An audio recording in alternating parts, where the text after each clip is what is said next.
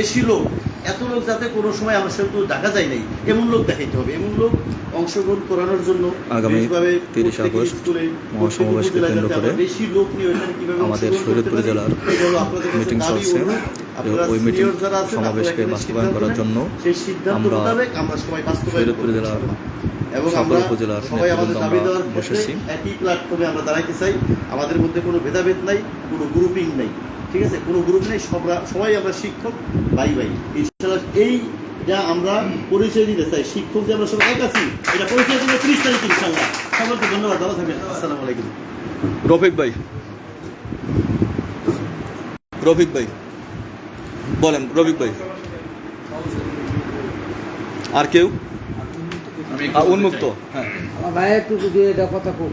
Mezba sir দাঁড়িয়ে গেছে। আসসালামু আলাইকুম। শরীয়তপুর জেলা সহকারী শিক্ষকবৃন্দ এই দাবি দাবা উপলক্ষে আজকে আলোচনা সভার সম্মানিত সভাপতি, উপস্থিত বিভিন্ন উপজেলা থেকে আগত সম্মানিত শিক্ষকবৃন্দ, সবাই আমার শুভেচ্ছা গ্রহণ করুন। আসসালামু আলাইকুম। আমাদের দাবি দাবার ক্ষেত্রে আমাদের নিজেদেরই যদি আমরা সক্রিয় না হই তাহলে আমাদের দাবি দাবা কখনই আদায় হবে না।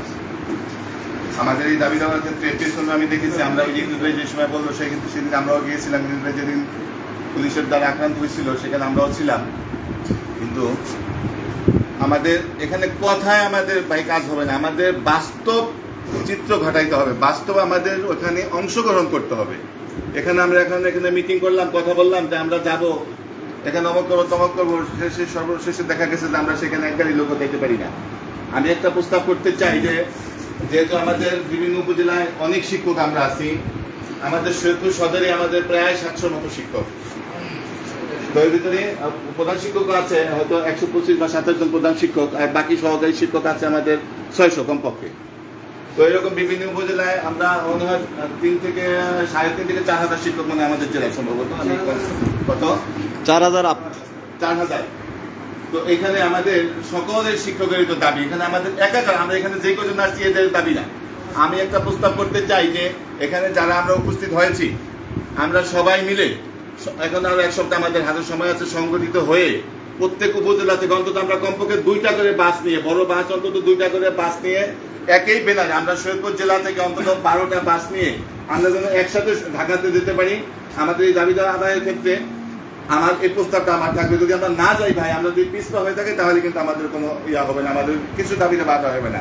আপনারা জানেন যে তহসিলদারা ছিল কিন্তু আমাদের নিচের গ্রেডে, তারা আজকে সেকেন্ড ক্লাস অফিসার, কিন্তু তারা ভূমি কি বলে ইউনিয়ন ভূমি অফিসার, তারা কিন্তু পদবি তারা গ্রহণ করছে। এই তারা কিন্তু 5,000 বা আরো বেশি টাকা কিন্তু তহসিলদার দিয়ে তারা ওই কেন্দ্রের থেকে এই সকল তাদের এই পদগুলো বাগিয়ে নিয়ে আসছে। আর আমরা কিছুই করতে পারি না। আমরা হাজার হাজার লক্ষ লক্ষ শিক্ষক হয়ে আমরা 1,000 টাকা ধরলে 100 টাকা ধরলো আমরা দিতে চাই না, মানে আমরা সেটা নিয়ে আমরা ওখানে কোনো কাজে লাগাইতে পারি না। আমি আহ্বান করতে চাই আমাদের এখানে যারা নেতৃবৃন্দ আছেন, আর কথা না বাড়িয়ে কিভাবে আমরা যেতে পারি এই সিদ্ধান্তটা আমরা নিই। আমরা আমাদের ভেদাভেদ সব ভুলে যাবো। ভেদাভেদ যদি আমরা ভুলে না যাই আমরা কখনো সাকসেস হতে পারবো না। আমাদের ভিতরে কোনো ক্রন্দল থাকবে না। আমরা সবাই শিক্ষক ভাই, কি নিয়ে ক্রন্দল ধরবো?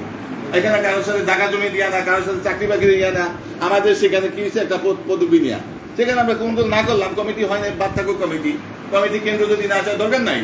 আমাদের এখানে কমিটি না হলেও কিছু, আর যদি কমিটি আমরা সবাই মিলে করতে পারি বেশ ভালো, আলহামদুলিল্লাহ খুবই ভালো।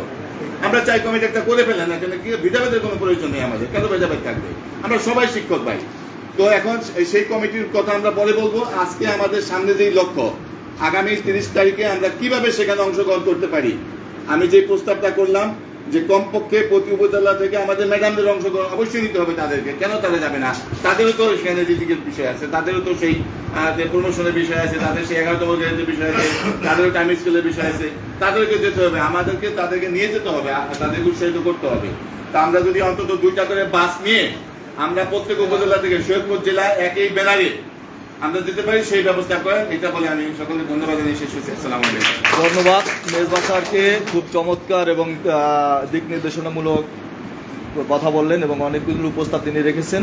তো এই পর্যায়ে আমরা উন্মুক্ত আলোচনায় আসি। উন্মুক্ত আলোচনা আর কেউ? হ্যাঁ স্যার বলেন, জাজিরা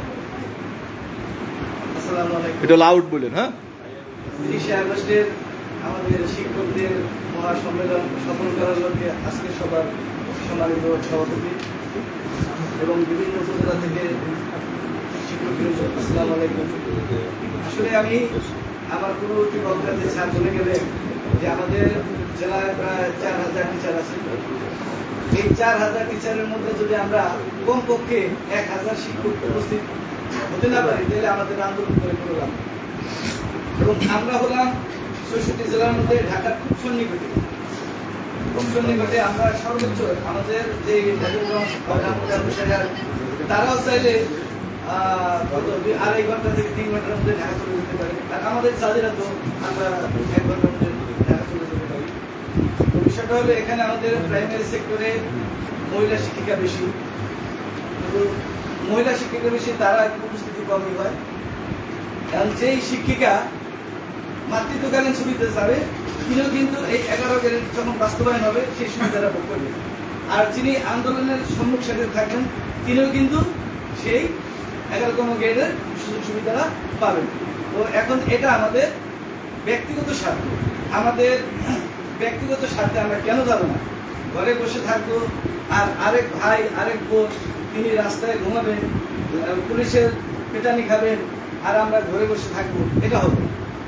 এটা হবে না। এখন যেহেতু আমাদের জেলা কমিটি নেই, উপজেলা কমিটি নেই এবং কেন্দ্রীয় কমিটিও আমাদের ওভাবে মূল্যায়ন করে না, সেদিকে আমাদের তাকানোর দরকার নাই। আমরা যাব আমাদের ব্যক্তিগত স্বার্থ হাসিল করার জন্য। সুতরাং আমাদের মিনিমাম ওই স্যার বলছে প্রত্যেক উপজেলা থেকে আমাদের 6টা উপজেলা একটা থানা, 7টা উপজেলা থেকে যদি আমরা 200 করে যেতে পারি 1400। যেহেতু আমরা আমাদের প্রত্যেকটা উপজেলায় মিনিমাম 600 থেকে 700 টিচার আছে, 600 এবং 700-র মধ্যে আমরা কেন 200 যেতে পারবো না? কেন 200 যেতে পারবো না? আমরা অবশ্যই যেতে পারবো। এখানে যদি যারা না যায়, এখানে কমিটিও নাই, এখন একটা চাপাচাপিও করা যায় না। আমাদের একটা ঢাকা গেলে আমাদের যদি 6 উপজেলা থেকে 2টা করে বাদ যায় তাহলে 12টা বাস। এখানে যাতায়াতের একটা আর্থিক বিষয় জড়িত।